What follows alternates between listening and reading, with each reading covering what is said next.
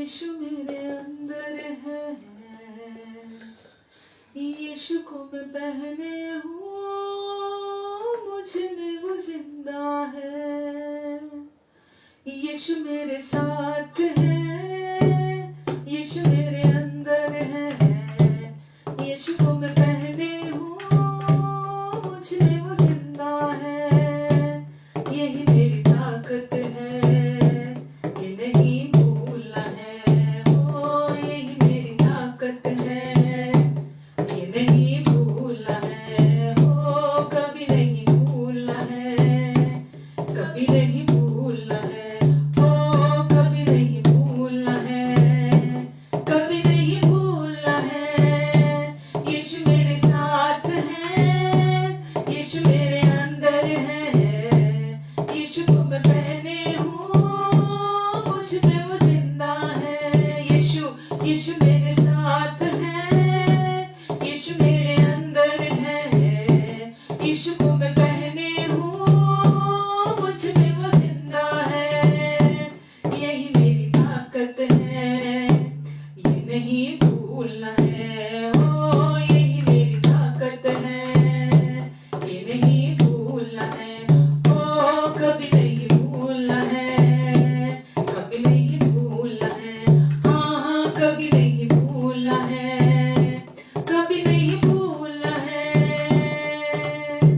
जितनी हुकूमतें यीशु के अधीन है, जितनी हुकूमतें यीशु के अधीन है, दुनिया की ताकतें यीशु के अधीन है, दुनिया की ताकतें यीशु के अधीन है।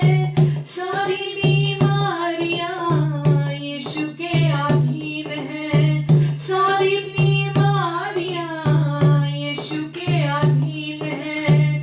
आत्मिक शक्तियां यीशु के अधीन है, आत्मिक शक्तियां यीशु के अधीन है।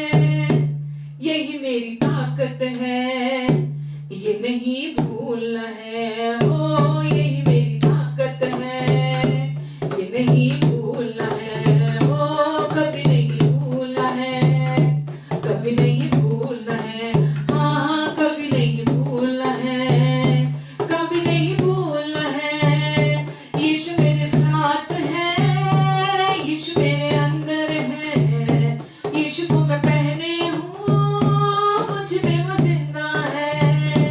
यीशु मेरे साथ है, यीशु मेरे अंदर है, यीशु को मैं पहने हूँ, मुझ में वो जिंदा है। यही मेरी ताकत है। आमेन। ये नहीं भूलना है। ओ यही मेरी ताकत है, ये नहीं भूलना है। ओ यही नहीं भूलना है, कभी नहीं भूलना है। हाँ कभी नहीं भूलना है, कभी नहीं भूलना है। शैतान चालाक है, करता वो वार है।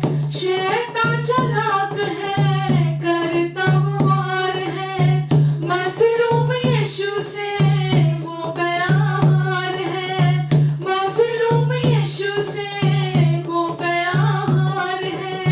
छू भी न पाएगा अब कभी वो तुझे, छू भी न पाएगा अब कभी वो मुझे, ना डरा पाएगा अब कभी वो मुझे, ना डरा पाएगा अब कभी वो मुझे।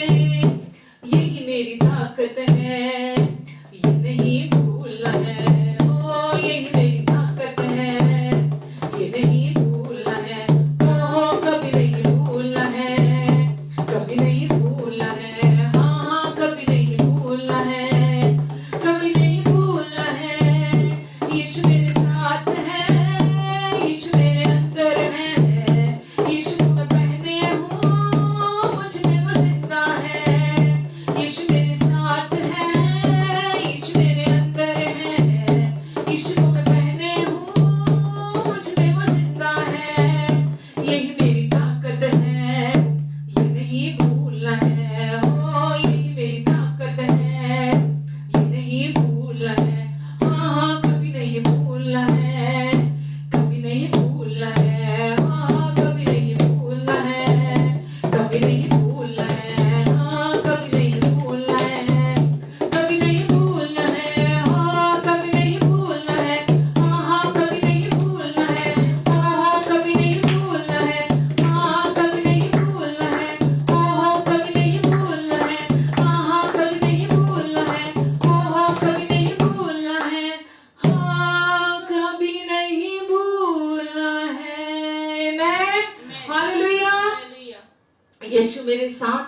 साथ नहीं है, यीशु अंदर भी है। पवित्र आत्मा के रूप में परमेश्वर का आत्मा, यीशु का आत्मा, अनुग्रह का आत्मा आज हमारे दिल में रहता है, हमारे दिल में बसता है। यीशु मेरे साथ है, यीशु मेरे अंदर है, यीशु को मैं पहने हूं, मुझ में वो जिंदा है। आमेन। जीवित यीशु जो मरकर जी उठा आज हमारे दिल में रहता है, वो हमारे अंदर रहता है और हमें ये कभी नहीं भूलना है, कभी नहीं भूलना है कि यीशु में मुझ में है, वो मेरे लिए है, वो मेरे साथ है, वो मेरी और है और वो मेरे द्वारा कार्य करता है। आमेन। हालेलुया। प्रभु यीशु हम में से होकर कार्य करते हैं, वो हमारे अच्छे प्रभु हैं और वो हमारे फेवर में चीजों को तैयार करते हैं।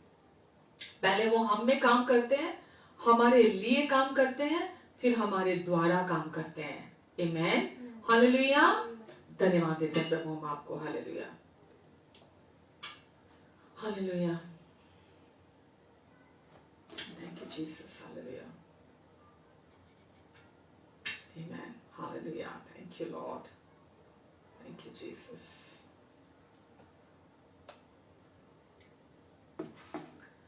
खुल जाए दरवाजे,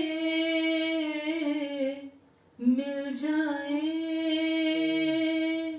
बरकतें, खुल जाए दरवाजे, मिल जाए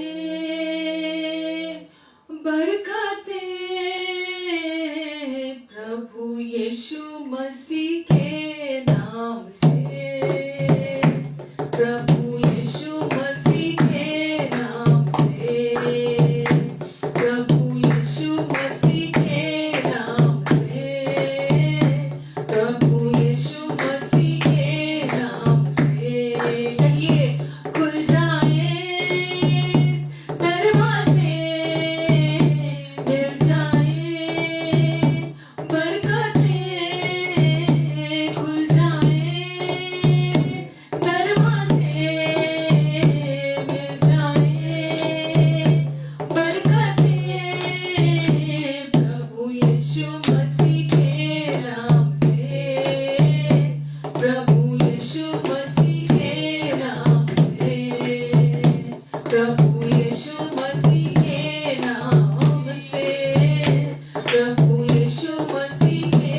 नाम से, भूखों की भूख मिटे, प्यासों की प्यास बुझे, भूखों की भूख मिटे, प्यासों की प्यास बुझे, प्रभु यीशु मसीह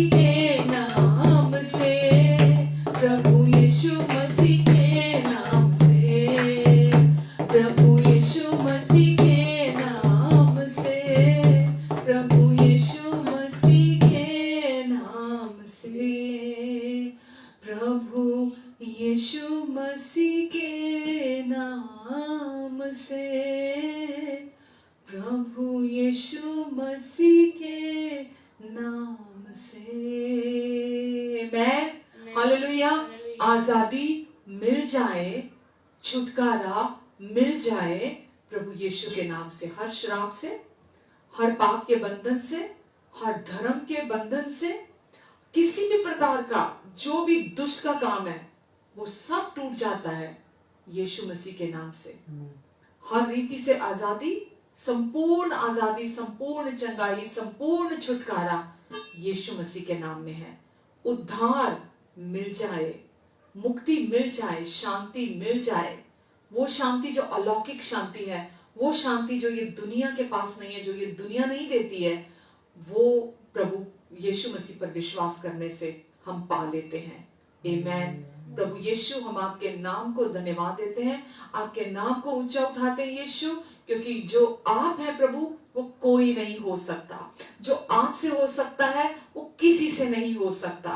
प्रभु यीशु मसीह, हम आपको धन्यवाद देते हैं, आज की इस फेलोशिप के लिए धन्यवाद देते हैं प्रभु, आपके प्यार के लिए धन्यवाद देते हैं प्रभु, क्योंकि आपका प्रेम हम में से होकर कार्य करता है, आपका प्रेम हम में से होकर बहता है प्रभु। प्रभु इस समय हर प्रियजन को जो भी हमें देख पा रहे हैं, सुन पा रहे हैं प्रभु, उन सबको आपके अनुग्रहकारी हाथों के नीचे देती हूँ प्रभु। उन सब के जीवन में पवित्र आत्मा जी आप कार्य करेंगे प्रभु, इन सब के मन की आंखें खुल जाएं प्रभु यीशु मसीह के नाम से।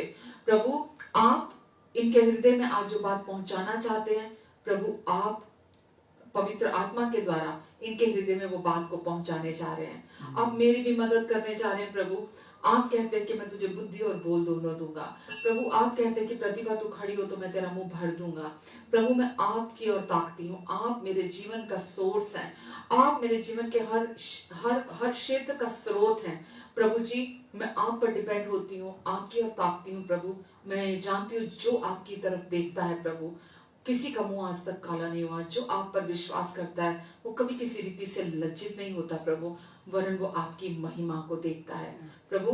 आज भी हम अपनी इस पूरी सर्विस में आपकी महिमा को देखने जा रहे हैं। आमीन, आमीन, आमीन। Hallelujah, hallelujah. कैसे हैं आप सब? आशा रखती हूँ कि आप सब अच्छे होंगे, आपके परिवार के लोग, आपके अपने प्रियजन सब बहुत अच्छे से होंगे। आज भी प्रभु ने हमें फिर से मिलाया, इकट्ठा किया, ताकि फिर से एक बार चेलों ने एक बार यीशु को आकर बोला कि प्रभु तुझे छोड़कर हम कहाँ जाएं और कहाँ जाएं, क्योंकि जीवन की बातें तो केवल तेरे पास हैं। अनंत जीवन की बातें कहीं और नहीं है, अनंत जीवन की बातें यीशु मसीह के पास हैं। और जब हम इकट्ठा होते हैं तो हम प्रभु के वचन में से सुनते हैं, प्रभु के वचन में से देखते हैं, और जो उद्देश्य यीशु पूरा करके गए पिता की ओर से, हम उसे अपने लिए जानते हैं, हम उसे अपने लिए हर बार उसे अपने जीवन में सुनते हैं, रिसीव करते हैं, और बिना कोशिशों के हमारी उन्नति होती है, बिना कोशिशों के हम संपन्नता को प्राप्त करते हैं, बिना कोशिशों के हम चंगाई को प्राप्त करते हैं, बिना कोशिश हमारी जिंदगी में हम परमेश्वर की महिमा को देखते हैं। हालेलुया। क्योंकि सुसमाचार हमारे जीवन में फल को उत्पन्न करता है, सुसमाचार हमारे जीवन में फल को लेकर आता है, और हम अपने जीवन में फल को अनुभव करते हैं। आमेन, हालेलुया। जैसा कि पिछले बुधवार को हमने वचन को देखा, जो फाइनेंशियल चीजों को लेकर कि परमेश्वर क्या चाहते हैं हमारी जिंदगी में। हम जब इस संसार को देखते हैं, इस संसार का जो सिस्टम है वो बिल्कुल अलग रीति से काम करता है, और इस संसार के लोग क्योंकि सच्चाई को नहीं जानते, इसीलिए वो इस संसार के इस सिस्टम में वो फंसकर रह जाते हैं, और जो चीजें इस संसार की हैं वो उसी में उलझ के रह जाते हैं। पर परमेश्वर चाहते हैं कि परमेश्वर के लोग सयाने बने, परमेश्वर के लोग समझदार बने, परमेश्वर के लोग सच्चाई को जाने, और परमेश्वर की क्या इच्छा है, परमेश्वर की क्या सोच है ये आर्थिक क्षेत्र को लेकर भी, आपके फाइनेंसिस को लेकर भी, और परमेश्वर आपसे क्या चाहते हैं वो उसे जाने। जैसे कि मैंने पिछले सप्ताह भी का वचन में लिखा है कि विश्वास सुनने से आता है और सुनना केवल मसीह के वचन से होता है। तो जैसा हम चंगाई के लिए, उद्धार के लिए हम परमेश्वर का वचन सुनते हैं, और छुटकारे के लिए परमेश्वर का वचन सुनते हैं, धार्मिकता के लिए परमेश्वर का वचन सुनते हैं, जब हम सुनते हैं तो हमारे अंदर उन चीजों के लिए विश्वास काम करता है।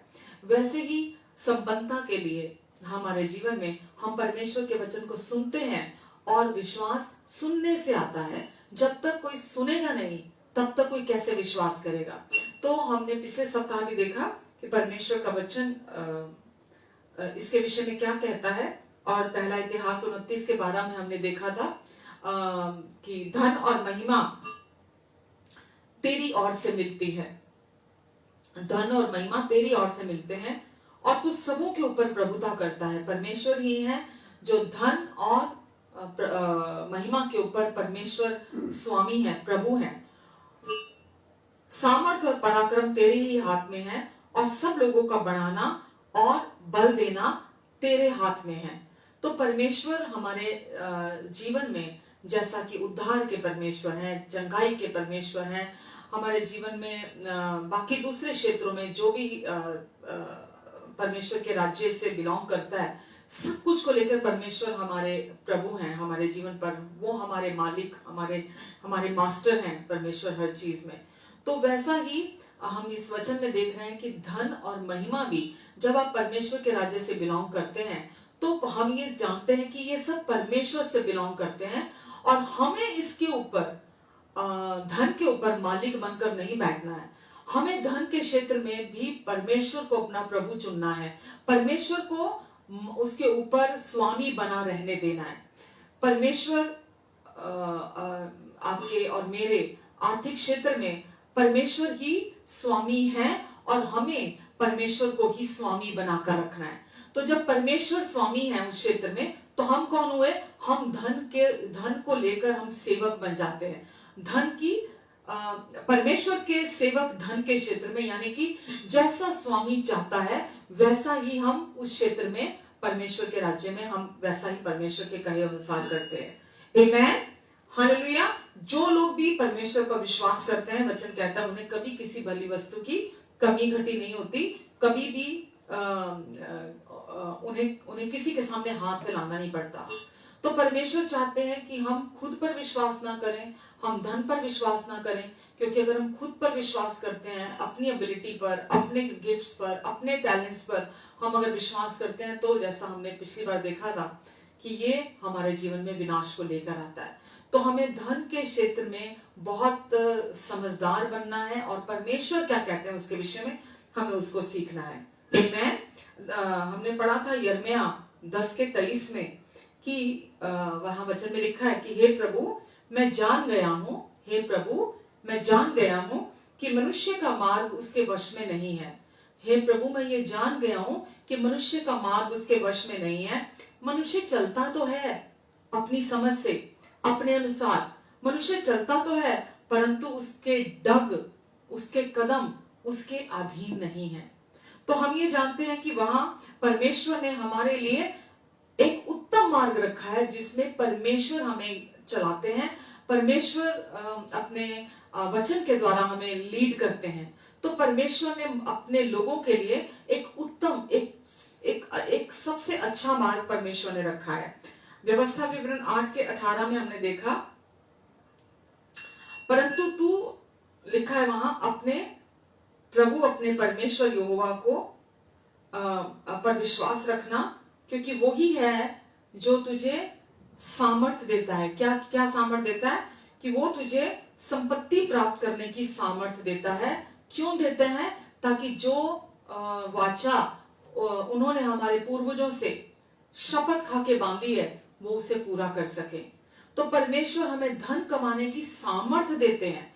कौन देता है हमें सामर्थ धन कमाने की? परमेश्वर हमें धन कमाने की सामर्थ देते हैं। कोई इंसान खुद से धन नहीं कमा सकता। परमेश्वर ही है जो आपको और मुझे योग्यता देते हैं, टैलेंट देते हैं, गिफ्ट्स देते हैं, और परमेश्वर के दिए हुए में से ही हम उसे यूज करते हैं और उसको और बढ़ा सकते हैं। जो परमेश्वर ने हमें नहीं दिया उसे हम डेवलप नहीं कर सकते अपने जीवन में। तो जो परमेश्वर ने हमारे अंदर दिया है हम उसी को ही अपने जीवन में डेवलप करते हैं। जो भी गिफ्ट्स, जो भी टैलेंट्स, जो भी योग्यताएं परमेश्वर ने हमें दी हैं, हम उसको अपने जीवन में डेवलप करते हैं और उसके द्वारा ही संसार के लोग धन कमाते हैं। और वो ये सोचते हैं कि ये धन मैंने तो अपनी योग्यता से कमाया, पूरा महीना मैंने मेहनत की है ताकि ये पेचेक मुझे मिल सके, पूरा महीना मैंने काम किया है ताकि मैं ये सैलरी पा सकूं। तो परमेश्वर ने कुछ नहीं किया, जो किया मैंने अपनी मेहनत से कमाया, मैंने किया। तो संसार के लोगों को पता नहीं है, वो जानते नहीं है सच्चाई को, इसलिए वो ऐसा सोचते हैं कि वो उन्होंने खुद अपने सामर्थ्य से, अपनी योग्यता से उसे कमाया है। चाहे आप एहसास करें या ना करें, मैंने पिछली बार भी कहा कि परमेश्वर ही हमारे जीवन का स्रोत है, हमारे जीवन का जरिया है, हर क्षेत्र का। बिना परमेश्वर के हम कुछ भी पा नहीं सकते। तो मैंने इसको पिछले हफ्ते बहुत अच्छे से आपको डिटेल में बताया था और अब इसमें मैं बहुत और नहीं जाऊंगी, थोड़ा और आगे भी देखते हैं कि थोड़ा मैंने ये भी बोला था कि आर्थिक जो सफलता है वो ये नहीं है कि परमेश्वर आपको धन देते हैं। किसी भी व्यक्ति के पास धन है इसका मतलब ये नहीं है कि ये परमेश्वर की ओर से उससे परमेश्वर ने फाइनेंशियली ब्लेस किया है, बल्कि परमेश्वर क्या करते हैं, परमेश्वर व्यक्ति को अभिषेक करते हैं। जो भी यीशु मसीह के पास आता है, विश्वास करता है, तो परमेश्वर उस व्यक्ति का अभिषेक करते हैं और परमेश्वर का अभिषेक उस व्यक्ति को सफल बनाता है, संपन्न बनाता है। वो व्यक्ति कैसे संपन्न होता है? परमेश्वर का अभिषेक उस व्यक्ति को संपन्न बनाता है और वो संपन्नता उसके जीवन में धन को लेकर आती है। तो कोई भी व्यक्ति इस संसार के लोगों के पास धन है, पैसा है, लेकिन वो उसका क्रेडिट खुद लेते हैं। वो बोलते हैं कि ये मैंने कमाया, ये मेरी मेहनत का है, ये मेरे ज्ञान से, ये मेरे स्ट्रेंथ से, मेरी समझ से मैंने ये धन कमाया है। पर हम जो परमेश्वर के लोग हैं, परमेश्वर हमारी जब आंखें खोलते हैं तो हमें ये पता लगता है, हमें परमेश्वर ये समझ देते हैं कि हम किसी भी चीज में हम महिमा नहीं ले सकते। किसी भी चीज में हम ये नहीं कह सकते कि ये मेरी वजह से है, ये इसका क्रेडिट मुझे जाता है, ये मैंने अपने पावर से, मैंने अपनी सामर्थ्य से कमाया है। हम इस बात को अपने हृदय में गहराई से समझते हैं और हम किसी भी चीज को लेकर हम खुद क्रेडिट नहीं लेते, उसका श्रेय हम नहीं लेते, वरन हम सारी महिमा परमेश्वर को देते हैं। आमीन। तो परमेश्वर का अभिषेक ही हमें धनी होने के लिए सक्षमता प्राप्त करता है। हम अपनी कोशिशों से, अपनी मेहनत से हम गाड़ियां खरीद लेते हैं, घर बना लेते हैं। वास्तविक एसेट हमारी जिंदगी में बंगले, कोठियां, गाड़ियां, घर वास्तविक एसेट ये नहीं है। वास्तविक एसेट क्या है? परमेश्वर का अभिषेक हमारे जीवन पर, परमेश्वर की ब्लेसिंग हमारे जीवन पर, परमेश्वर की आशीष, परमेश्वर का अभिषेक हमें संपन्न बनाता है, हमें गरीब नहीं रखता। अभी अब मैंने जो वचन पढ़ा व्यवस्था विवरण 8:18 में कि परमेश्वर ये है जो हमें धन कमाने की सामर्थ्य देते हैं, धन कमाने की पावर, धन कमाने का अभिषेक हमें देते हैं, ताकि जो वाचा उन्होंने हमारे पूर्वजों से, हमारे फोर फादर्स के साथ कसम खा के बांधी कि मैं तुझे और तेरे वंश को आशीष दूंगा और तू दूसरों के लिए भी आशीष ठहरेगा, तो ताकि मैं उसे पूरा कर सकूं। तो परमेश्वर ने हमें इसीलिए अभिषेक दिया है ताकि वो अभिषेक हमारे जीवन में संपन्नता को लेकर आए। हालेलुया, आमीन। बहुत सारे विश्वासी इस शिकंजे में फंस जाते हैं और वो, जैसा मैंने पहले भी कहा कि वो अपने पास, अपने जीवन में जैसे बोलते हैं ना, कंपैरिजन दूसरों के साथ, संसार के लोगों के साथ कंपैरिजन कि अरे ये तो संसारिक है, इसके पास तो इतना धन है, ये संसारिक है, इसके पास तो गाड़ी है, इसके पास तो इंपोर्टेड गाड़ी है, अरे ये तो संसारिक है, इसके पास तो, ये तो फॉरेन टूर पे जाता है, ये संसारिक है, इसके पास तो ये सब कुछ है। और परमेश्वर के लोग भी दूसरे लोगों के साथ तुलना करने के चक्कर में वो ये सोचते हैं कि शायद मेरे पास, मैं भी कैसे भी करके धन अर्जित कर लूंगा और ये आशीष होगा। तो जब आप अपनी मेहनत से, अपनी कोशिशों से, अपने पर भरोसा रखते हुए, अपने पर निर्भर होते हुए कोई भी चीज अर्जित करते हैं, तो ये परमेश्वर की ओर से नहीं है। मेरा कहने का यहाँ अर्थ ये है कि जब आप ये सच्चाई को जानते हैं कि परमेश्वर ने आपको अभिषेक किया है, परमेश्वर की बोली हुई आशीष आपके ऊपर है, और हो ही नहीं सकता कि जो व्यक्ति अभिषिक्त है, परमेश्वर की ओर से, और वो जो व्यक्ति आशीषित है परमेश्वर की ओर से, हो ही नहीं सकता कि वो अपने जीवन में संपन्न ना हो। तो जब आप ये विश्वास करते हैं और आप अपने भीतर दूसरे लोगों के साथ तुलना नहीं करते मटेरियलिस्टिक चीजों को लेकर, आप अपने अंदर पीस में रहते हैं, रेस्ट में रहते हैं अपने अंदर, तो परमेश्वर का आत्मा, पवित्र आत्मा आपके अंदर काम करता है, परमेश्वर का अनुग्रह आपके अंदर काम करता है, और आपको परमेश्वर हर क्षेत्र में संपन्नता प्राप्त करते हैं। हालेलुया, आमेन। जैसा मैंने पिछली बार पढ़ा था, पहला तिमोथी 6:9 में हमने पढ़ा था कि बहुत सारे लोग धन के लोभ में फंसते। पहला तिमोथी 6:9 और 6:10 में भी पढ़ा था कि बहुत सारे लोग अपनी कोशिशों से धनी होना चाहते हैं, और जैसे संसार के लोग हैं, बहुत मेहनत करके, कड़ी मेहनत करके, पसीना बहा के कुछ जो भी उनको अपने लिए सही लगता है वो करके पैसा कमाते हैं, और उनके पास धन तो बहुत हो जाता है, लेकिन उसके लिए वो दूसरी चीजों की कीमत चुकाते हैं, अपनी हेल्थ की कीमत चुकाते हैं, अपनी वैवाहिक जीवन को में बहुत सारी प्रॉब्लम्स उनके आ जाती हैं, उनके जीवन में और बहुत सारे समस्याएं उनके जीवन में वो उत्पन्न कर लेते हैं जब वो धन का पीछा करते हैं या धन को अपना स्वामी बना लेते हैं। धन उनके जीवन में प्रथम स्थान बन जाता है। जैसा मैंने अभी पहले भी बोला कि जब हम इस संसार में रहते हैं तो इस संसार में का ईश्वर जो बने बैठा है नहीं, वो शैतान है, और शैतान इस संसार में धन को अपने लिए यूज कर रहा है लोगों की जिंदगी में। कि लोग आम तौर पर अगर आप लोगों को सुनेंगे तो लोग कहते हैं, अरे बिना पैसे के कोई सगा नहीं है, बिना पैसे के कोई लाइफ नहीं है, बिना धन के कोई जिंदगी नहीं है। धन है तो सब सलाम करते हैं आपको, जैसे उगते सूरज को सलाम करते हैं, ऐसा ही अगर आपके पास धन है तो लोग धन के पीछे छिप जाते हैं, अपनी सारी कमियों को धन के पीछे छिपा लेते हैं, बड़ी गाड़ियों के पीछे अपने आप को छिपा लेते हैं, बड़ी कोठियों के पीछे अपने आप को छिपा लेते हैं, मतलब कि एक किस्म से अपने आप को कवर कर लेते हैं उसके पीछे। और वो कितने भी खराब हैं, कितने भी कमियों से भरे हुए हैं, लोग डरते हैं उनके पास बड़ी गाड़ी देखकर, उनका बड़ा बंगला देखकर, उनके बैंक बैलेंस को देखकर, उनके लाइफस्टाइल को देखकर। लोग, दुनिया वाले शरीफ लोगों के तो गले पड़ते हैं, लेकिन वो लुच्चे और अगर कोई बदमाश है, अगर अमीर है और लुच्चा और बदमाश है, तो उससे वो डरते हैं कि नहीं इसके पास तो बहुत पैसा है। मैं ये नहीं कह रही कि सारी दुनिया के लोग खराब हैं, सारी दुनिया के लोग जिनके पास धन है वो खराब है। मैं ये कहना चाह रही हूँ आपको कि बहुत सारे लोग ऐसे हैं जो ये सोचते हैं कि धन बड़ा इजी वे है, और ये शैतान मन में डालता है लोगों के कि कैसे भी करके लूट खसूट करके चाहे आप धन कमाओ, धन प्राप्त कर लो, तो आप इस दुनिया पे राज कर सकते हो, आप लोगों के ऊपर राज कर सकते हो, आप अपने मुताबिक लोगों को चला सकते हो। तो ये दुष्ट का काम है। तभी मैंने पिछले हफ्ते जब वचन पढ़ा तो वचन में लिखा था, धन का लोभ सब बुराइयों की जड़ है।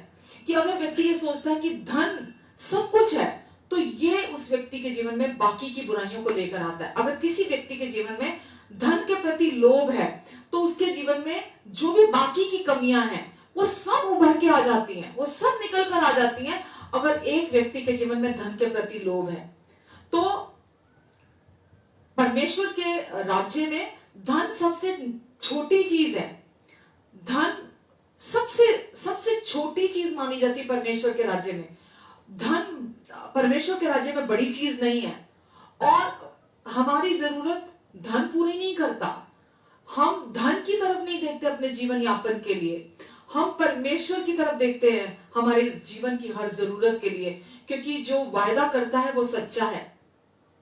परमेश्वर जो अब हमारे जीवन के स्वामी हैं, वो अब हमारे जीवन में हमारी हर जरूरत को पूरा करते हैं, ना कि धन हमारे जीवन की जरूरत को पूरा करता है। मैं फिर रिपीट कर रही हूं कि परमेश्वर हमारा अभिषेक करते हैं, और परमेश्वर का अभिषेक हमारे जीवन में आशीषों को लेकर आता है, संपन्नता को लेकर आता है। और वो संपन्नता हम हर क्षेत्र में संपन्न होते हैं, जिसमें से धन भी एक क्षेत्र है जिस क्षेत्र में परमेश्वर हमें संपन्नता प्राप्त करते हैं। तो हम धन के पीछे नहीं भागते, हम धन के विषय में हर समय नहीं सोचते रहते कि मेरे पास ये हो जाए, मुझे ये मिल जाए, मैं और पालू, मैं और पालू, मैं और प्राप्त कर लूं।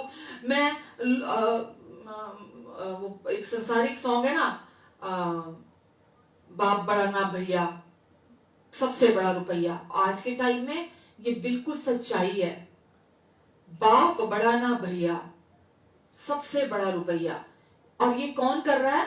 ये दुष्ट अपने झूठ को, शैतान अपने झूठ को इस दुनिया में लोगों के मनों में भरने के द्वारा, लोगों के मनों में डर रहता है। अरे अगर कल मैं बीमार हो गया तो, अगर मेरे पास पैसा ना हुआ तो, अगर कल मेरे लाइफ में कल कोई एक्सीडेंट हो जाता है, अगर मेरे पास पैसा ना हुआ तो मुझे पैसा अपने लिए पहले इकट्ठा करना है, मुझे अपने फ्यूचर को सिक्योर करना है, मुझे अपने फ्यूचर को संभालना है ताकि मेरे पास कल पैसा हो। कल मुझे इस जरूरत के लिए, कल मुझे इस जरूरत के लिए पैसा चाहिए होगा। तो लोग इसीलिए उसके लिए व्हाट यू कॉल दैट,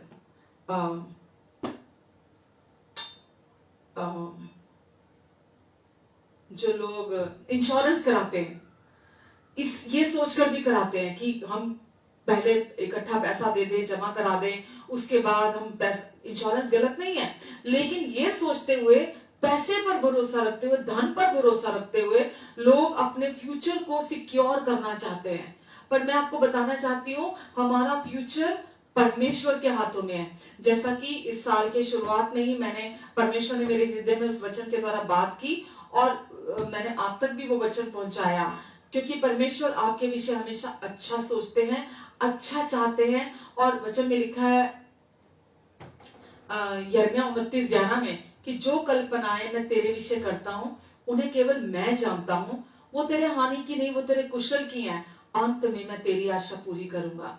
तो परमेश्वर जो कल्पनाएं हमारे विषय करते हैं वो कौन सी हैं? वो हमारे अच्छे भविष्य की हैं, वो हमारी चंगाई की हैं, वो हमारे भविष्य में शांति की हैं, वो हमारे भविष्य में भरपूरी की हैं। हमें कभी किसी चीज की कमी घटी नहीं होगी, क्योंकि अब हम परमेश्वर से बिलोंग करते हैं, अब हम परमेश्वर की संतान हैं। परमेश्वर का आत्मा अब हमारे अंदर रहता है, भरपूरी का आत्मा हमारे अंदर रहता है। हमें अब कभी किसी चीज की कमी घटी नहीं होगी, क्योंकि परमेश्वर अब हमारे स्वामी हैं। तो पहले हम जब संसार में थे तो धन हमारा स्वामी बना बैठा था, क्योंकि हम जानते नहीं थे सच्चाई को।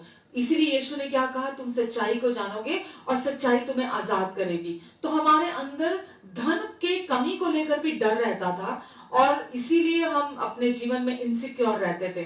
पर अभी हमारे जीवन में हम इनसिक्योर नहीं होते, क्योंकि हमारे जीवन में अब परमेश्वर हमारे स्वामी हैं। वो हमारे जीवन को चलाते हैं और उनके द्वारा हमारे जीवन की हर जरूरत पूरी होती है। और वो हम मोर देन इनफ के, पर्याप्त से भी अधिक के परमेश्वर हैं, इसीलिए वो हमारी हर जरूरत को पूरा करते हैं। आमेन, हालेलुया। नीति वचन 10:22 भी मैंने पढ़ा था, अब मैं दोबारा नहीं पढ़ूंगी, नीति पढ़ी देती हूँ। नीति वचन 10:22 था।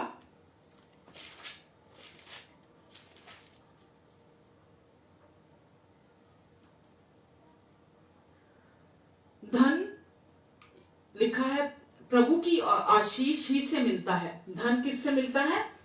धन प्रभु की आशीष ही से मिलता है और वह उसके साथ दुख नहीं मिलाता। हमारे जीवन में धन और महिमा, मैंने अभी पढ़ा था वचन में, दूसरा इतिहास में, कि धन और महिमा परमेश्वर की ओर से है। और ये लिखा है कि धन की आशीष परमेश्वर की ओर से मिलती है। और जब परमेश्वर की ओर से धन की आशीष हमारे जीवन में आती है तो उसमें दुख नहीं मिला होता। जैसे संसार के लोगों को, वो अमीर तो हो जाते हैं पर उन्हें दूसरे कई क्षेत्रों में उसकी कीमत चुकानी पड़ती है। उस धन के साथ दुख भी मिला होता है उनके जीवन में। लेकिन जब परमेश्वर आपको धनी बनाते हैं, जब परमेश्वर की ओर से धन की आशीष आपके जीवन में आती है, तो उसके साथ दुख नहीं मिला होता। आमेन, हालेलुया।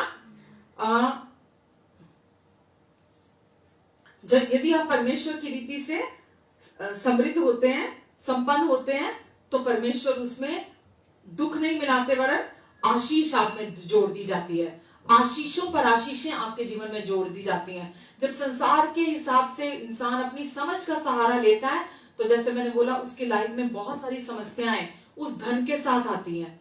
तो लेकिन जब परमेश्वर आपको संपन्न बनाते हैं तो वहां दुख नहीं मिला होता। आमेन। तो पहला विश्वास करना, जो पहला कदम है वो क्या है समृद्धि का? वो ये है कि परमेश्वर को अपने जीवन में समृद्धि का स्रोत पहचानना। सबसे पहला कदम है हमारे जीवन में समृद्धि का, कि परमेश्वर मेरे जीवन के जो संपन्नता का क्षेत्र है, परमेश्वर ही उसका स्रोत है। ये सबसे पहला कदम है आपके जीवन में संपन्न होने का। जिस दिन आप ये समझ जाते हैं कि परमेश्वर ही है जो धनी बनाते हैं, तो आप कोशिशें करनी बंद कर देंगे।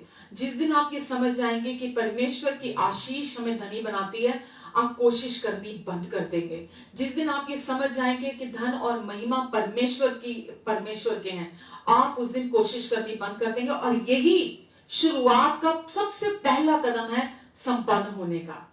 आमेन। सबसे पहला कदम। इसलिए आपको जो ये मानसिकता इस संसार की है धनी होने के लिए, उससे शिफ्ट होने के लिए कि परमेश्वर के राज्य में कैसे धनी हुआ जाता है, उसके लिए आपको परमेश्वर के वचन से बहुत पढ़ने की, समझने की, सीखने की जरूरत है। क्योंकि इतना फोर्स है इस संसार में कि लोग इस झूठ पर विश्वास करने लग गए हैं कि बिना धन के, अगर मैं धन नहीं कमाऊंगा, अगर मैं कोशिश नहीं करूंगा, तो मेरा जीवन, मैं गरीब हो जाऊंगा, मैं कंगाल हो जाऊंगा। लेकिन सबसे पहला संपन्नता की पहली सीढ़ी क्या है? परमेश्वर को अपने जीवन का स्वामी, धन के क्षेत्र में परमेश्वर को अपना स्वामी देखना, और वो दृष्टिकोण रखना जो परमेश्वर का दृष्टिकोण है। हालेलुया। और हम धन को मालिक के रूप में नहीं, धन को हम अपने जीवन में कैसा देखें? नौकर के रूप में, और खुद को सेवक के रूप में। धन के, परमेश्वर के सेवक बनकर, कि परमेश्वर ने मुझे अपने इस परमेश्वर के राज्य में जो आर्थिक क्या बोलूं मैं, आर्थिक क्षेत्र है परमेश्वर के राज्य में, जो संपन्नता का क्षेत्र है, परमेश्वर ने उसमें मुझे वहां अपने लिए सेवक चुना है। परमेश्वर ने अपना सेवक बनाया मुझे, ताकि मैं परमेश्वर के उस धन को, उस फाइनेंशियल एरिया की मैं हैंडलिंग कर सकूं। इसलिए परमेश्वर ने मुझे चुना है। आमेन। हालेलुया। तो ये लोग सोचते हैं कि मैं अगर कोई दशमांश देता है परमेश्वर के राज्य में, तो वो ये सोचता है कि मैंने बहुत मेहनत की है पूरे महीने, और वो आमदनी मेरी है, और वो जो पूरा वो जो महीने के पहले सप्ताह में वो मेरे हाथ में पे चेक, वो सैलरी का अमाउंट आने के लिए मैंने पूरा महीना मेहनत की है, और अब वो अमाउंट जब मेरे हाथ में आया है, तो मैं अपनी कमाई में से, मेरी मेहनत में से, मेरे धन में से, मैं उसमें से परमेश्वर को दशमांश देने जा रहा हूं, मैं उसमें से दशमांश देता हूं। तो ये क्या है? आप ये सोचते हैं कि आप उस धन के स्वामी हैं, वो धन आपका है, और आप उसमें से परमेश्वर को 10वां हिस्सा दे रहे हैं। परमेश्वर को आप परमेश्वर को दशमांश दे रहे हैं। हालेलुया। परमेश्वर की आपके जीवन से मेरे प्रियो एक योजना है।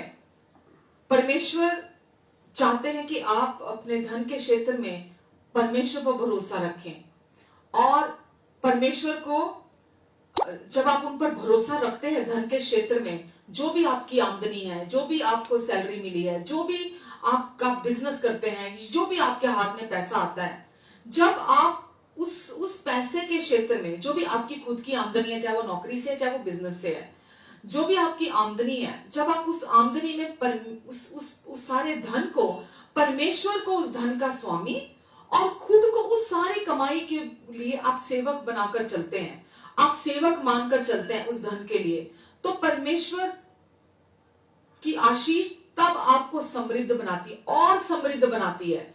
परमेश्वर का अभिषेक आपको और समृद्धि प्राप्त आपको देता है। तो इस बात को, ये बहुत ही समझने वाली बात है। लोग इस बात को जब वो परमेश्वर के राज्य में देते हैं, दशमांश देते हैं या वैसे देते हैं, तो हर व्यक्ति ऐसा सोचता है कि ये मेरा धन है और मैं अपनी कमाई में से, अपने धन में से, अपनी आमदनी में से परमेश्वर को दे रहा हूं।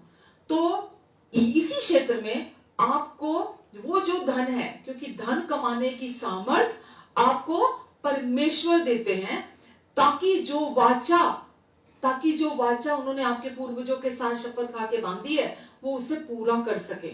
तो परमेश्वर ने आपके पूर्वजों के साथ जो वाचा बांधी, क्या कि मैं तुझे आशीष दूंगा और तेरे द्वारा दूसरे लोगों को भी आशीष दूंगा। जब आप उस धन के प्रति परमेश्वर को सब कुछ, सारा श्रेय परमेश्वर को देते हैं और आप परमेश्वर पर भरोसा रखते हैं, तो ये सच्चाई आपको समृद्धि प्रदान करती है। आमेन, हालेलुया। तो परमेश्वर की आपके जीवन से जो योजना की शुरुआत है, जो शुरू होती है, जो बिल्कुल पहला कदम है, वो शुरू होता है सेवक पद से। जिस दिन आप वो पद, वो पोजीशन, जिस दिन आप ग्रहण करते हैं कि मैं इस धन का स्वामी नहीं हूं, मैं इस धन का सेवक हूं, जिस दिन आप वो सेवक पद को खुशी के साथ स्वीकार करते हैं, उस दिन परमेश्वर की योजना आपके जीवन से पूरी होती है। शैतान चाहता है कि परमेश्वर के लोग वो कंजूस ही बने रहें। वो सच को नहीं जानते होंगे अगर, तो वो कंजूस बने रहेंगे और वो सोचेंगे कि ये धन मेरा है और वो उस धन को संजो के इकट्ठा करके रखना चाहेंगे। पर परमेश्वर चाहते हैं, आप आज इस सच्चाई को जब सुन रहे हैं तो आप ये जान जाएं कि परमेश्वर ही है जो आपके आमदनी के ऊपर स्वामी है और आप उस आमदनी के सेवक आप हैं। आमेन। और केवल परमेश्वर को हम मालिक होने दें, परमेश्वर को उस धन के ऊपर स्वामी होने दें। और जब आप ऐसा करेंगे, आप यकीन, विश्वास कीजिए, आप आशीषित और आशीषित और आशीषित और आशीषित और आशीषित होंगे। आमेन। लोग सोचते हैं कोई गुर मंत्र मिल जाए, कोई ऐसी पॉलिसी पता चल जाए, कोई ऐसी ट्रिक पता चल जाए मुझे कि कैसे धनी हुआ जाता है। लोग तो किताबें पढ़ते हैं, हाँ, ऐसे टीवी शोज देखते हैं कि धनी कैसे हुआ जाता है। और परमेश्वर के लोग भी फ्रस्ट्रेटेड घूमते हैं। कुछ लोग नहीं जानते हैं तो वो जहां है बस कंटेंटेड होके बैठ जाते हैं कि नहीं, चलो जो है मेरे पास ठीक है, क्योंकि वो इस सच्चाई को जानते नहीं है कि धन और महिमा परमेश्वर के राज्य में परमेश्वर की है और परमेश्वर ने हमें सेवक वहां बनाकर रखा है ताकि परमेश्वर अपनी योजना को हमारे जीवन से पूरा कर सके। आमेन। जब परमेश्वर आपका स्रोत बन जाते हैं तो वो आपकी सारी चीजों की आपूर्ति करेंगे। जो भी आपके जीवन की जरूरतें हैं परमेश्वर पूरी करेंगे, ये उनका प्रॉमिस है। जो भी है, फिलिपियो 4:19 में लिखा है, मेरा परमेश्वर अपनी महिमा के उस धन से जो मसीह यीशु में है तुम्हारी हर जरूरत को पूरा करेगा। तो जब परमेश्वर आपके जीवन का सोर्स बन जाते हैं तो परमेश्वर इस संसार के सिस्टम के हिसाब से आपकी जरूरतें पूरी नहीं करते, क्योंकि आपको अगर पता ही नहीं है कि इसके अलावा और कौन से तरीका है जिससे हमारी जरूरतें पूरी होंगी, इसके अलावा और कौन सा रास्ता है जिससे मेरे परिवार की, मेरे मिनिस्ट्री की, मेरी कैसे जरूरतें पूरी होंगी, आपको पता ही नहीं है तो आप उस संसार के सिस्टम को ही फॉलो करते रहेंगे। लेकिन जब आपको ये समझ में आ जाएगा कि परमेश्वर मेरे जीवन का सोर्स है और वो मेरे जीवन की सप्लाई है, तो परमेश्वर आपकी सारी जरूरतों की आपूर्ति वो करेंगे। और कैसे करेंगे? अपनी महिमा के उस धन से जो मसीह यीशु में है। परमेश्वर अपनी महिमा के उस धन से, धन और महिमा परमेश्वर की है, तो परमेश्वर अपनी महिमा के उस धन से जो मसीह यीशु में है आपकी हर जरूरत को पूरा करेंगे। बिना इस संसार में जो डिप्रेशन धन के साथ जुड़ा होता है या रिसेशन धन के साथ जुड़ा होता है, अप्स एंड डाउन्स आते हैं हर बिजनेस में, हर एरिया में लोगों के रिसेशन भी आता है। अरे आज मार्केट बड़ी डाउन है, अरे आज प्रॉपर्टी बहुत डाउन है, अब इस क्षेत्र में बहुत प्रॉब्लम है, इस एरिया में बहुत महंगाई हो गई है, इस एरिया में प्रॉब्लम है, उस एरिया में। तो जब परमेश्वर आपके जीवन का सोर्स है तो परमेश्वर अपनी महिमा के उस धन से जो मसीह यीशु में है आपकी हर जरूरत को पूरा करेंगे, बिना किसी तनाव के, बिना आपके जीवन में किसी भी, ना आपकी शादी में कोई तनाव होगा, ना आपके शरीर में किसी प्रकार से कोई अशांति होगी कि रातों को नींद नहीं आ रही। लोग ऐसे हैं कि दिन भर काम करते हैं, दिन भर पैसा कमाते हैं, पैसा पैसा पैसा पैसा, और रात को नींद की गोलियां खा के सोते हैं। अब उनकी हेल्थ सफर करती है। पहले धन कमाने के लिए अपनी हेल्थ को सेक्रीफाइस करते हैं, फिर अपनी हेल्थ को रिकवर करने के लिए उसी धन को जो कमाया था उस धन को खर्च करते चले जाते हैं। और उनकी शादी में कोई सुकून नहीं होता, शांति नहीं होती। उनके बच्चों की जिंदगी में कोई सुकून नहीं होता, शांति नहीं होती। क्यों? क्योंकि उन्होंने सारा समय धन को अपना स्वामी बनाकर रखा। तो परमेश्वर चाहते हैं कि हम परमेश्वर के अनुसार हम उन पर भरोसा रखते हुए जीवन जिए, क्योंकि वो हमारे जीवन में हमारी हर जरूरत की सप्लाई को देंगे और आपूर्ति करेंगे। आमेन। और परमेश्वर की इस संसार की अर्थव्यवस्था के अनुसार जरूरत पूरी नहीं होगी, वरन परमेश्वर के राज्य, परमेश्वर के अनुसार, उनकी अर्थव्यवस्था के अनुसार परमेश्वर हमारी जरूरत पूरी करेंगे। आमेन, हालेलुया। परमेश्वर कहते हैं कि वो आपकी हर जरूरत को पूरा करेंगे। तो ना केवल आपकी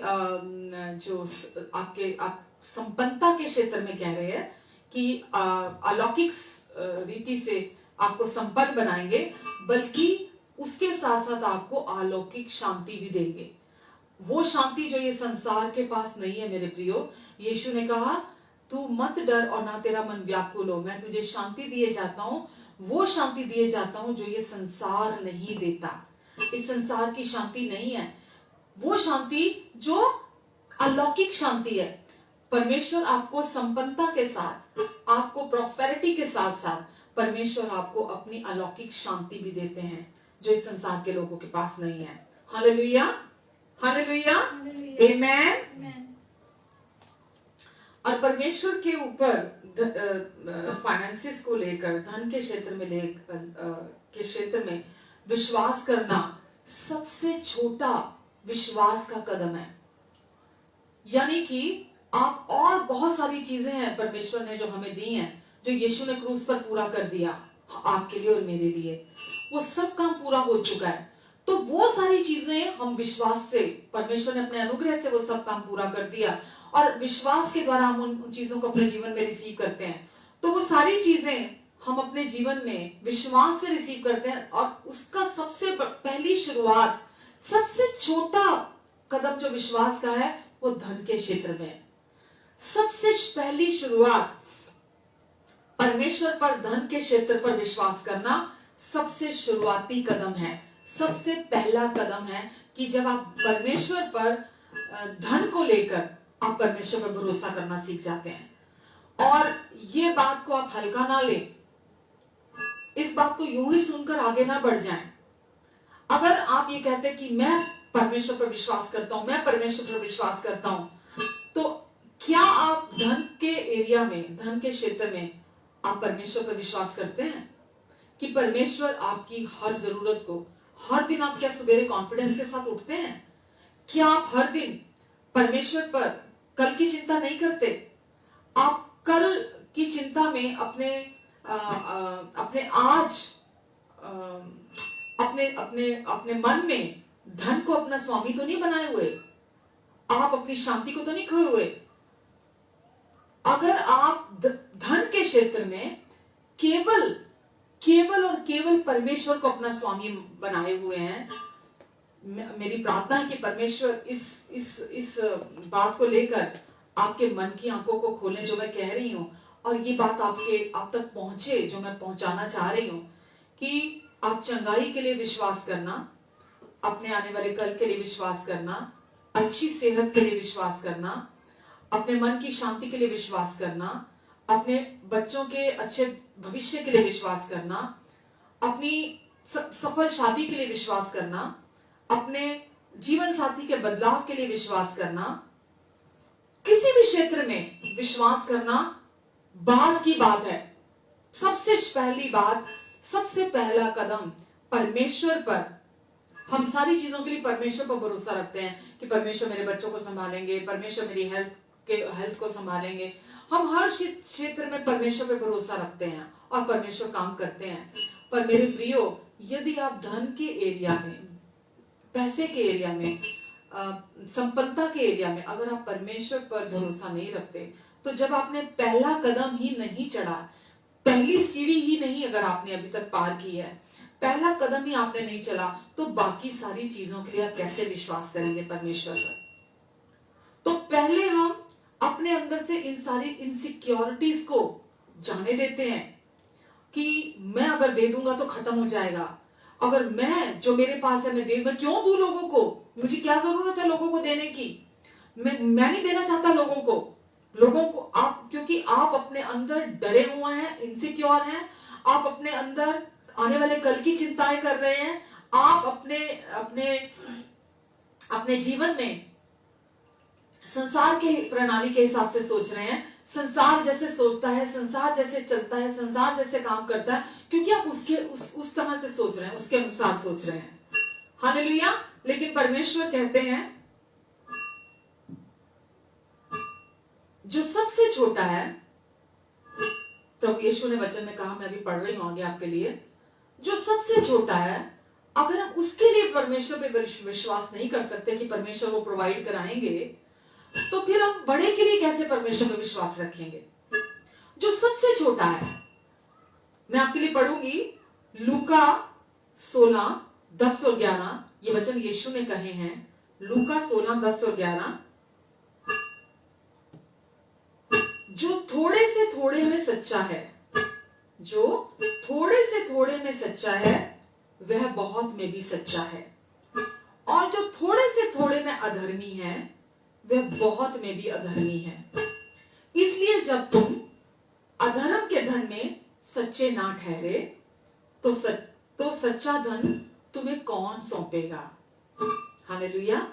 यहां पर लिखा है जो थोड़े से थोड़े में सच्चा है, 10 में लिखा है, और 11 में लिखा है इसलिए यदि तुम अधर्म के धन में सच्चे ना ठहरे। इसमें कौन सा है वो बटन, आवाज? जो थोड़े से थोड़े में सच्चा नहीं ठहरता, यानी कि जो धन के क्षेत्र में परमेश्वर पर भरोसा नहीं कर सकता, अब नहीं आ रही, जो धन के क्षेत्र में परमेश्वर पर भरोसा नहीं कर सकता,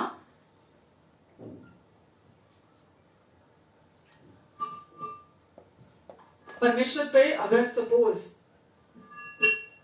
किसी ने अगर आर्थिक क्षेत्र में परमेश्वर पे विश्वास नहीं किया, किसी व्यक्ति ने उस क्षेत्र में विश्वास को एक्सरसाइज नहीं किया, मेरा कहने का तात्पर्य है, अगर किसी व्यक्ति ने अपने फाइनेंसिस को लेकर परमेश्वर पर विश्वास, उस विश्वास को एक्सरसाइज नहीं किया, तो उस विश्वास को अपने जीवन में डेवलप नहीं किया, बढ़ाया नहीं है, तो वो व्यक्ति अपने जीवन में चंगाई को भी रिसीव नहीं कर सकता। यहां पर मुझे गलत मत समझिए, मैं ये नहीं कह रही कि आप धन देकर अपनी चंगाई खरीद सकते हैं। मैं यहां आपको ये कह रही हूं कि अगर आपने पहला कदम धन के क्षेत्र में परमेश्वर पे विश्वास नहीं किया, जो सबसे छोटे से छोटा है, तो वो व्यक्ति जो सबसे छोटे के लिए परमेश्वर पर भरोसा नहीं रख सकता, वो उसके बाद दूसरी चीजों के लिए परमेश्वर पर भरोसा नहीं रख सकता, चंगाई के लिए भी वो व्यक्ति विश्वास नहीं कर सकता है। हालेलुया। हो सकता है ये हर केस में सच ना भी हो, लेकिन प्रायः ऐसा देखा गया है कि बहुत सारे लोग जो धन के क्षेत्र में वो पहली सीढ़ी ही नहीं चढ़े, तो वो बाकी का सफर कैसे तय करेंगे? तो पहला ही अभी तक उन्होंने पास नहीं किया, उस पहले कदम पर के लिए परमेश्वर पर विश्वास नहीं किया, भरोसा नहीं कर पा रहे हैं, तो वो आगे भी परमेश्वर पर भरोसा नहीं कर पाते हैं, और यहीं से हर समस्या शुरू होती है। यही वो स्थान है जो शुरुआती स्थान है, और हम इसे टाल नहीं सकते कि कोई फर्क नहीं पड़ता कि अगर मैं धन के क्षेत्र पर प्रभु पर विश्वास नहीं करता, तो ये शुरुआती है, क्योंकि यीशु ने बोला जो थोड़े से थोड़े में सच्चा है, जो थोड़े से थोड़े में सच्चा है, वह बहुत में भी सच्चा है, और जो थोड़े से थोड़े में अधर्मी है, वह बहुत में भी अधर्मी है। क्या यानी कि अगर आपका धन पर भरोसा है, परमेश्वर पर नहीं है, तो आप किसी भी चीज के लिए परमेश्वर पर भरोसा नहीं रख पाएंगे। Hallelujah, hallelujah. दूसरा कुरिन्थियों 9:8 में लिखा है, दूसरा कुरिन्थियों 9:8 में, कि परमेश्वर तुम्हें हर प्रकार का अनुग्रह देने में योग्य है। परमेश्वर तुम्हें हर प्रकार का अनुग्रह देने में योग्य है। परमेश्वर सब प्रकार का अनुग्रह तुम्हें बहुतायत से दे सकता है, जिससे हर बात में और हर समय सब कुछ जो तुम्हें आवश्यक हो तुम्हारे पास रहे। सब कुछ परमेश्वर योग्य है आपको अपना अनुग्रह देने के लिए, ताकि आपके पास हर बात में, हर समय, हर बात में, हर समय सब कुछ जो तुम्हें आवश्यक हो, जो तुम्हें आवश्यक हो तुम्हारे पास रहे, और हर एक भले काम के लिए तुम्हारे पास बहुत कुछ हो। हर एक भले काम के लिए तुम्हारे पास बहुत हो। हालेलुया। तो परमेश्वर का अनुग्रह आपके और मेरे जीवन में परमेश्वर ने दे दिया है। अपना अनुग्रह हमें दे दिया ताकि हमारे पास हर समय सब कुछ की बहुतायत रहे। हर समय, हर बात में, हर हर हर, हर आवश्यकता के लिए परमेश्वर का अनुग्रह आपके लिए और मेरे लिए बहुत है। परमेश्वर ने अपनी अनुग्रह की बहुतायत आपको और मुझे क्यों दी? क्यों दी परमेश्वर ने अपने अनुग्रह की बहुतायत हमारे जीवन में? ताकि आप हर भले काम के लिए हर भले काम के लिए देने के लिए आप सक्षम हो जाएं, और आप अवश्य ही हर भले काम के लिए दें। तो परमेश्वर का अनुग्रह बहुतायत से हमें दिया गया है ताकि हमारे पास हमारे लिए भी बहुत कुछ हो, हर बात में, हर समय सब कुछ, और ताकि हम भले कामों के लिए हम पीछे ना हटे, हम हमेशा भले कामों में आगे बने रहें। तो वास्तविक उद्देश्य ग्रहण करने का नहीं है। वास्तविक उद्देश्य परमेश्वर से ग्रहण करने का नहीं है। वास्तविक उद्देश्य क्या है? देने के लिए है। तो परमेश्वर बोलते हैं कि मैंने तुम्हें अपने अनुग्रह की बहुतायत में से दिया है ताकि हर बात में, हर समय सब कुछ की तुम्हारे पास बहुतायत रहे। और उससे जो मेन उद्देश्य है वो क्या है? कि हर भले काम के लिए तुम्हारे पास हमेशा बहुत रहे, तुम्हारे पास हमेशा देने के लिए तुम तैयार हो। तो ये सबसे पहले लेने के विषय में नहीं है, ये देने के विषय में है। परमेश्वर चाहते हैं हम देने वाले बने। आमेन। बहुत सारे लोग इस शिक्षा को रिजेक्ट कर देते हैं और वो ये सोचते कि नहीं, ये शिक्षा जो है संपन्न बनाने की, प्रॉस्पेरिटी की, ये शिक्षा सेल्फिशनेस है। ये अपने लिए, हमारे बारे में खुद गर्व होने के विषय में है, या ये लालच है कि हम ये सोचे कि मेरे पास बहुत धन हो जाए। तो हमें ये संपन्नता की शिक्षा सुनने की जरूरत नहीं है, इसको जानने की हमें जरूरत नहीं है।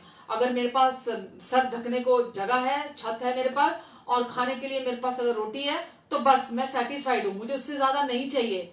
मेरे प्रियो, ये खुदगर्जी है, ये सेल्फिशनेस है। जब हम ये कहते हैं कि मेरे पास मेरे लिए छत है, मेरे पास मेरे लिए खाने को है, हम वही रुक जाते हैं जो परमेश्वर का वचन हमें 2 कुरिन्थियों 9:8 में कह रहा है कि ताकि हमारे पास भले काम के लिए भी बहुतायत हो। तो खुदगर्जी ये नहीं है कि आप इस वचन को सुन रहे हैं और ये आपके अंदर लोभ को लेके आ रहा है, या आप सेल्फिश हो रहे हैं कि मेरे पास बहुत धन होना चाहिए। हमारे पास बहुत धन होना चाहिए। क्यों होना चाहिए? ताकि हम भले कामों के लिए तत्पर रहें, हमारे पास भलाई करने के लिए बहुत हो। आमेन। तो हम ये नहीं कह सकते कि मेरे को और नहीं चाहिए, मेरे पास जितना है मैं उसमें संतुष्ट हूं। परमेश्वर चाहते हैं कि हमारे पास इतना हो कि हम दूसरों की मदद कर सकें, हम दूसरों के जीवन में बीज बो सकें, दूसरों के जीवन में भलाई को लेके आ सकें। आमेन। परमेश्वर इसलिए नहीं चाहते कि हम धनी हो कि हम बर्बाद हो जाएं। परमेश्वर इसलिए चाहते हैं हम धनी हो ताकि हम दूसरों के लिए आशीष बन जाएं। आमेन। धन का लोभ इंसान को विनाश की ओर लेकर जाता है, लेकिन जब आप दूसरों के जीवन में उस धन की आशीष को बोते हैं, आपको मैं बताऊं, संसार के हिसाब से जब आप अपने धन को खाते हैं, अपने ऊपर खर्च करते हैं, अपने ऊपर उड़ा देते हैं, वो खत्म हो जाता है। लेकिन जब आप परमेश्वर के राज्य में उस धन को खर्च करते हैं, यानी कि बीज बोते हैं, आप दशमांश दे रहे हैं, या आप दूसरे लोगों की मदद कर रहे हैं, भलाई कर रहे हैं, तो आप उस बीज को बो रहे हैं। वो बीज कभी नहीं मरता जो आप परमेश्वर के राज्य में बोते हैं। तो आपको इनसिक्योर होने की जरूरत नहीं है, क्योंकि आपकी जरूरत धन पूरी नहीं कर रहा, आप उस धन के सेवक है, परमेश्वर उस धन के स्वामी है। तो आप उस धन को वहां बोते हैं जहां परमेश्वर का आत्मा आपको लीड कर रहा है, आपको गाइड कर रहा है, परमेश्वर का आत्मा आपको बता रहा है कि आपको क्या करना है। आप सही चुनाव करते हैं अपनी जिंदगी में। जरूरी नहीं है कि परमेश्वर आपसे बात कर रहे हैं, लेकिन आप जरूरतमंद को किसी को देख रहे हैं, परमेश्वर की बुद्धि आपके अंदर है और आप बड़ी बुद्धिमानी के द्वारा उस बीज को बो रहे हैं, उस व्यक्ति की मदद कर रहे हैं, किसी के लिए भलाई कर रहे हैं। वचन में लिखा है कि हमेशा भरसक प्रयत्न करो विश्वासी भाई बहनों की मदद करने के लिए, सबकी मदद करने के लिए, यहाँ विशेषकर विश्वासियों के लिए। तो परमेश्वर क्या चाहते हैं कि हम हर समय तत्पर रहें, तैयार रहें सबकी मदद करने के लिए, विशेषकर अपने विश्वासी भाइयों के लिए। आमेन। अब्राहम को परमेश्वर ने बोला था उत्पत्ति 12 में, मैं आपके साथ आपके लिए पढ़ती हूँ। उत्पत्ति 12 में अब्राहम को परमेश्वर ने बोला था,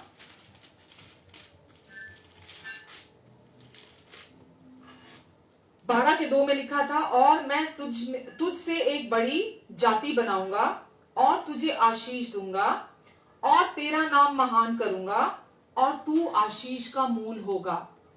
मैं तुझ में से एक बड़ी जाति शुरू करूंगा और मैं जाति बनाऊंगा और तुझे आशीष दूंगा और तेरा नाम महान करूंगा और तू आशीष का मूल होगा। तो परमेश्वर ने अब्राहम को आशीष दी।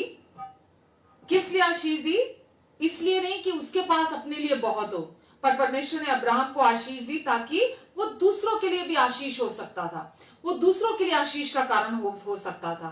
तो बिल्कुल वैसे ही परमेश्वर आपकी और मेरी जिंदगी में क्या चाहते हैं कि आप और मैं, हम परमेश्वर के उद्देश्य से इस दुनिया में हैं। हम धनी होने के लिए, दिखावा करने के लिए, शो ऑफ करने के लिए, कि हम दूसरों को दिखा सकें मेरे पास कितना बढ़िया घर है, मेरे घर में देखो कितनी कीमती चीजें हैं, देखो मेरे पास कितनी बड़ी बाहर गाड़ी खड़ी है।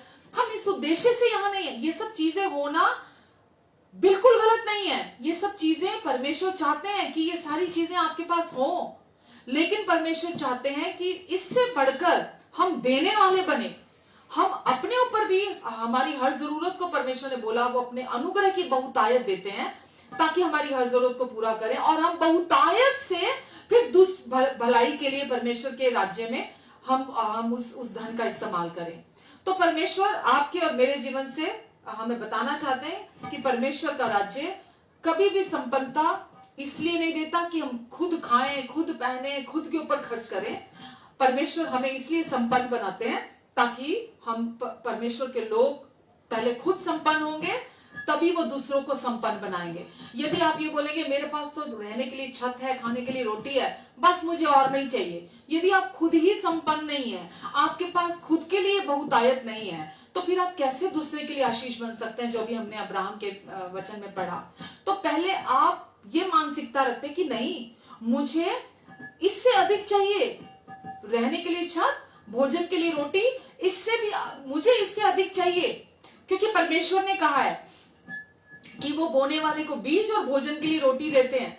तो भोजन के लिए रोटी परमेश्वर अवश्य देंगे आपको, उसकी कभी कमी नहीं होगी आपको, पर वो बोने वाले को बीज देते हैं। जब आप परमेश्वर के राज्य में भलाई के बीज बोते हैं, जब आप परमेश्वर के राज्य में भलाई करते हैं लोगों के साथ, तो परमेश्वर आपको और अधिक संपन्न बनाते हैं, वो और अधिक संपन्नता आपको प्रदान करते हैं। आमेन, हालेलुया।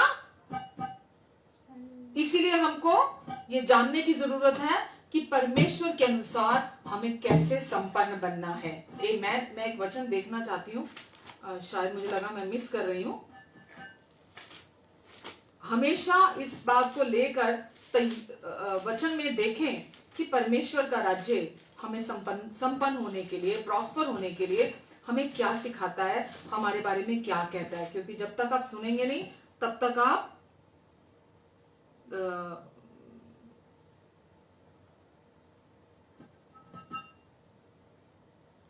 यहां लिखा है भजन संहिता 35:27 में, जो मेरी धार्मिकता से प्रसन्न रहते हैं वे जय जयकार और आनंद करें। जो परमेश्वर की धार्मिकता से आनंदित रहते हैं वो जय जयकार और आनंद करें और निरंतर कहते रहें कि प्रभु की बढ़ाई हो, यहोवा की बढ़ाई हो, जो अपने दास के कुशल से प्रसन्न होता है। आमेन। जो अपने दास के कुशल से प्रसन्न होता है। तो परमेश्वर चाहते हैं कि हम मसीह की देह में, परमेश्वर के राज्य में एक बड़ा प्रभाव डालें और मसीह की देह संपन्न हो, परमेश्वर का राज्य संपन्न हो। तो परमेश्वर का राज्य संपन्न होने के लिए, परमेश्वर की सेवकाई संपन्न होने के लिए हमारा संपन्न होना बहुत जरूरी है। अगर हम संपन्न नहीं है तो फिर कैसे संपन्न परमेश्वर का राज्य संपन्न होगा? तो उसके लिए आपको पहले अपने लिए ये विश्वास करने की जरूरत है जो परमेश्वर का वचन आपके लिए कहता है, ताकि हम परमेश्वर को अनुमति दें कि वो अपने उद्देश्य को हमारे जीवन से, जैसा वो चाहते हैं, हम अपनी प्रसन्नता के लिए, जैसा भी लिखा है कि वो हमें संपन्न करके प्रसन्न होते हैं, हमारी कुशलता में वो प्रसन्न होते हैं। तो परमेश्वर अपने उद्देश्य को आपके और मेरे जीवन से पूरा कर सके। कैसे? हमें हमारी उन्नति के द्वारा, हमारे संपन्नता के द्वारा भले कामों को पूरा करने के लिए। तो परमेश्वर चाहते हैं कि हम घटी की मानसिकता ना रखें। परमेश्वर चाहते हैं हम बहुतायत की मानसिकता रखें, हम संपन्नता की मानसिकता रखें, हम धन के प्रति लोभी ना बने। अगर हम केवल अपने ऊपर खर्च करते रह जाएंगे, अगर हम हमेशा खुद पे सारा फोकस रखेंगे, तो क्या होगा? हम भले कामों के लिए आगे नहीं देंगे परमेश्वर के राज्य में। और परमेश्वर के हिसाब से परमेश्वर के राज्य में धन सबसे छोटी चीज मानी जाती है। और परमेश्वर कहते हैं अगर थोड़े में आप विश्वास योग्य हैं तो आपको बहुत दिया जाएगा। अगर आप धन के क्षेत्र में परमेश्वर पर भरोसा रख सकते हैं तो परमेश्वर आपको बहुत देंगे। आमीन। तो परमेश्वर चाहते हैं आप अपनी मानसिकता को बदलें, इस संसार के अनुसार अपनी मानसिकता को ना रखें, उसे शिफ्ट करें कि परमेश्वर के राज्य में संपन्नता कैसे प्राप्त की जाती है, परमेश्वर संपन्नता के विषय में क्या सोचते हैं, संपन्न होने के विषय में। परमेश्वर चाहते हैं कि आप हमेशा कुशल रहें, आपके पास हमेशा बहुतायत रहे, और परमेश्वर आपके द्वारा अपने राज्य को भी संपन्न बनाना चाहते हैं, बॉडी ऑफ क्राइस्ट को, मसीह की देह को भी संपन्न बनाना चाहते हैं। परमेश्वर चाहते हैं कि आप परमेश्वर के लोगों के साथ भलाई करें, उनके जीवन में आप इस धन के द्वारा आशीष का कारण बने, क्योंकि परमेश्वर ने आपको अब्राहम के वंश में शामिल किया है। जैसे अब्राहम को परमेश्वर ने आशीष दी थी, परमेश्वर ने आपको भी ऐसी आशीष दी है कि आप भी आशीषित हो, और आप आशीष का मूल हैं। आपके द्वारा धरती के कुल आशीषित हो। आमीन। और वो कैसे होगा? परमेश्वर के अभिषेक से, परमेश्वर की आशीष से। परमेश्वर आपको संपन्न बनाएंगे और वो संपन्नता आपके जीवन में धन को लेकर आएगी। और आपका भरोसा धन पर नहीं, परमेश्वर पर होगा। धन आपका स्वामी नहीं होगा, परमेश्वर आपके स्वामी होंगे। परमेश्वर धन के भी स्वामी हैं, और क्योंकि परमेश्वर धन के स्वामी हैं, हम ये जानते हैं वचन से, इसीलिए हम धन के सेवक बनकर परमेश्वर की सेवा करेंगे। हम परमेश्वर की, वैसे तो हम संतानें हैं, बेटे और बेटियां हैं, लेकिन धन के क्षेत्र में परमेश्वर चाहते हैं हम सेवक बनकर हम उनके धन की हैंडलिंग करें, उस क्षेत्र की हैंडलिंग करें कि जैसा परमेश्वर चाहते हैं। ये परमेश्वर का है, जैसा परमेश्वर चाहते हैं मैं वैसा ही करूं। आमीन। हालेलुया। पिता, मैं आज के वचन के लिए आपको धन्यवाद देती। परमेश्वर, आप हमारे अच्छे पिता हैं परमेश्वर, और आप चाहते हैं पिता कि हम आपके राज्य की अनंत जीवन की बातों को सीखें, हम उन्हें समझें परमेश्वर। और आज आपने जो वचन हमें दिया है, उस वचन से हमने बहुत कुछ सीखा है परमेश्वर। प्रभु, इन सब ने जो वचन सुना है, पवित्र आत्मा के द्वारा यीशु के लहू से इनके मन में, इनके भीतर आपने अपने वचन के बीज को बोया है। सारी इनसिक्योरिटी को, सारे डरों को मैं इनके जीवन से दूर हो जाने का आदेश देती हूँ प्रभु यीशु मसीह के नाम से। प्रभु, आपके अनुग्रह से आपने कहा हर बात में, हर समय, सब कुछ की इनके पास बहुतायत रहे, और हर समय भलाई करने के लिए भी इनके पास बहुत हो। प्रभु, ये आपका प्रॉमिस है कि इनके पास पहले अपनी हर जरूरत के लिए बहुतायत हो, और उसके बाद भलाई करने के लिए भी इनके पास बहुतायत रहेगी। मैं धन्यवाद देती हूँ यीशु, क्योंकि आपका अभिषेक, आपकी सामर्थ हमें धनी बनाती है, आपकी आशीष हमें संपन्न बनाती है। प्रभु, इनके ऊपर आपकी आशीष और आपका अभिषेक है प्रभु। आपने मसीह के द्वारा इनका अभिषेक किया है प्रभु, आपकी आशीष इनके ऊपर है प्रभु, इसीलिए इन्हें कभी कोई कमी घटी नहीं होगी।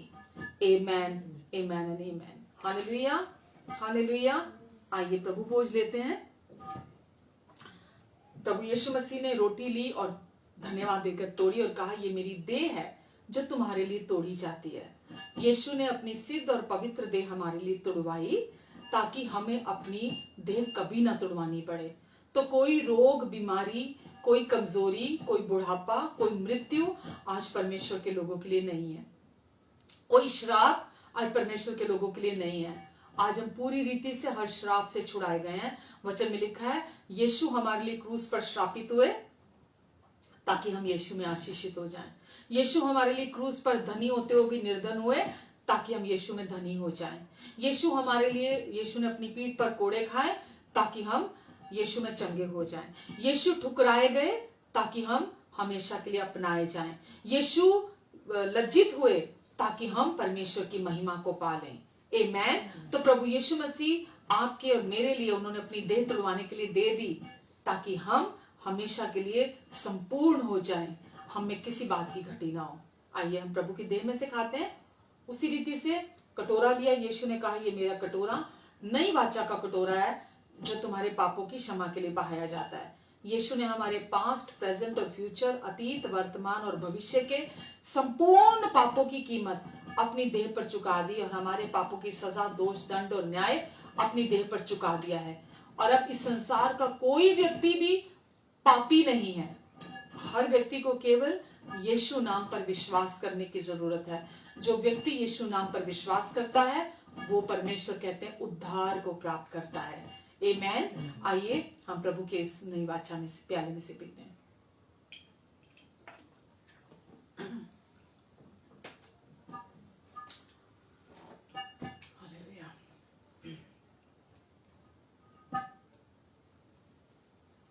प्रभु, इस समय मैं इन सब के लिए आपको धन्यवाद देती हूँ। यीशु प्रभु, आपका अनुग्रह, आपने खुद ही कहा मेरा अनुग्रह तेरे लिए काफी है। हाँ प्रभु, हमारी हर आवश्यकता के लिए और दूसरों के लिए आशीष बनने के लिए आपका अनुग्रह हम सब के लिए बहुत है। प्रभु, हम में कभी किसी चीज की घटी नहीं होगी क्योंकि आप हमारे प्रभु हैं। क्योंकि प्रभु मेरा चरवाहा है, इसीलिए मुझे कभी कोई घटी नहीं होगी। प्रभु जी, इन सब को मैं आपके अनुग्रहकारी हाथों के नीचे देती हूँ। प्रभु, आप इन्हें अपनी बुद्धि, अपना फेवर दें, अपने समझ, बुद्धि, ज्ञान और प्रकाश का आत्मा अपनी पहचान में दें। प्रभु, इन पर अपना अनुग्रहकारी हाथ आप बनाकर रखेंगे। इनके आने जाने पर आप अपनी आशीष को ठहराएंगे। अपने मुख का तेज इनके मुख पर चमकाएं। आप प्रभु, आपने इन्हें सर बनाया, पूछ नहीं, ऊपर रखा, नीचे नहीं। आशीषित है घर के अंदर भी, घर के बाहर भी। प्रभु, आपने इन्हें उधार लेने वाली नहीं, उधार देने वाली जाति में शामिल कर दिया है। प्रभु जी, ये आपसे बिलोंग करते हैं। आप हमारे अब्बा पिता हैं। आप कहते कल की चिंता मत करना, क्योंकि कल अपनी चिंता आप खुद कर लेगा। प्रभु, शैतान के हर झूठ और धोखे को मैं इनकी जिंदगी से तोड़ती हूं। प्रभु, ये आपके पंखों की आड़ के नीचे, परों के नीचे, आपके लहू के नीचे छिपे हुए हैं। आपकी महिमा को आप इनके द्वारा प्रकट करें, अपनी रोशनी को आप इनके द्वारा चमकाएं, आपका प्रेम इनके द्वारा महके। प्रभु, आपका जीवन इनमें से होकर बहे। प्रभु, आपकी योजना, आपकी इच्छा, आपका उद्देश्य इनके जीवन से पूरा हो जाए हर दिन। प्रभु जी, प्रभु, इनके मुख में आपका अनुग्रह प्रभु इनके बोलों के द्वारा सुनाई दे, दिखाई दे। प्रभु, आपका अनुग्रह और शांति इनके जीवन में मल्टीप्लाई हो जाए। प्रभु, आप अपनी महिमा के उस धन से जो मसीह यीशु में इनकी हर जरूरत को पूरा करेंगे, ये आपका वायदा है प्रभु, और आप इनकी हर जरूरत को पूरा करेंगे। ये पहला कदम है आप पर विश्वास करने का प्रभु, और आप चाहते हैं हम इस पहले कदम को बढ़ाएं आगे, और हर परिस्थिति में, हर दिन आप पर विश्वास रखें, क्योंकि जो आप पर विश्वास करता है वो कभी किसी रीति से लज्जित नहीं होता। धन्यवाद यीशु, धन्यवाद प्रभु जी, धन्यवाद। हालेलुया। प्रभु यीशु मसीह के नाम से, प्रभु यीशु मसीह के नाम से, प्रभु यीशु मसीह के नाम से, प्रभु यीशु मसीह के नाम से खुल जाए दरवाजे, मिल जाए बरकतें, खुल जाए दरवाजे, मिल जाए बरकतें, प्रभु यीशु मसीह के नाम से, मैं प्रभु यीशु मसीह के नाम से, प्रभु यीशु मसीह के नाम से, प्रभु यीशु मसीह के नाम से भूखों की भूख मिटे, प्यासों की प्यास बुझे, भूखों की मैं भूख मिटे, प्यासों की प्यास बुझे, प्रभु यीशु मसीह के नाम से, प्रभु यीशु मसीह के नाम से, प्रभु यीशु मसीह के नाम से, प्रभु यीशु मसीह के नाम से आजादी मिल जाए, छुटकारा मिल जाए, आजादी मिल जाए, छुटकारा मिल जाए, प्रभु यीशु मसीह के नाम से,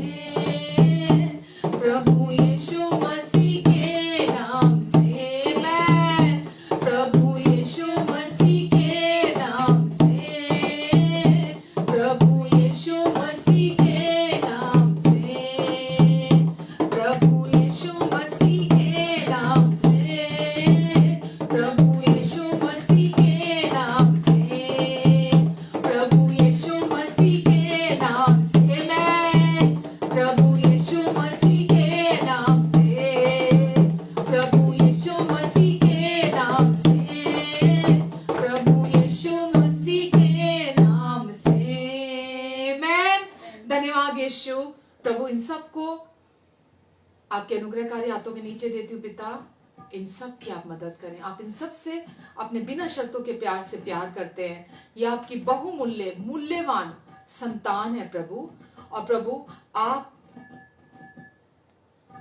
इनकी हर जरूरत को अपनी महिमा के उस धन से जो मसीह यीशु में पूरी करेंगे। और प्रभु हम आने वाले दिनों में लोगों की उन्नति बढ़ोतरी देखेंगे प्रभु, और जो भी डिवाइन कनेक्शन प्रभु आपने इनके लिए रखे हैं प्रभु यीशु मसीह के नाम से, जो डिवाइन दरवाजे आपने रखे हैं वो सब खुल जाएं, वो सब खुल जाएं प्रभु यीशु मसीह के नाम से। और जो भी गलत दरवाजे इनकी जिंदगी में दुष्ट ने खोल के रखे हैं वो सब गलत दरवाजे इनकी जिंदगी से बंद हो जाएं यीशु मसीह के नाम से। प्रभु आप इनके स्वामी हैं, आप परमेश्वर इनके जीवन के इनके जीवन का स्रोत है प्रभु। इनकी मदद करें कि आप पर ये विश्वास रखें धन के क्षेत्र में, और पूरी रीति से आप पर निर्भर होते हुए ये अपने जीवन का हर दिन, हर क्षण, हर कदम आगे बढ़ाएं। Amen, amen and amen. Love you all. परमेश्वर आपसे बहुत प्यार करते हैं, इसलिए मैं भी आपसे बहुत प्यार करती हूँ। अपना बहुत सारा ध्यान रखें, अपनों का भी बहुत सारा ध्यान रखें। हमारा YouTube पे भी अकाउंट है, प्रतिभापुरी के नाम से है। आप वहां जाकर भी हमारे जो मैसेजेस हैं वो देख सकते हैं, वो सुन सकते हैं, और दूसरों के साथ भी उसे शेयर कर सकते हैं। बार बार आप मैसेज को सुने। जब आप बार बार सुनते हैं, वचन में लिखा विश्वास सुनने से आता है, सुनने से आता है। जितना अधिक आप सुनेंगे उतना आपके जीवन में विश्वास काम करेगा। Hallelujah. God bless you. Thank you. Take care.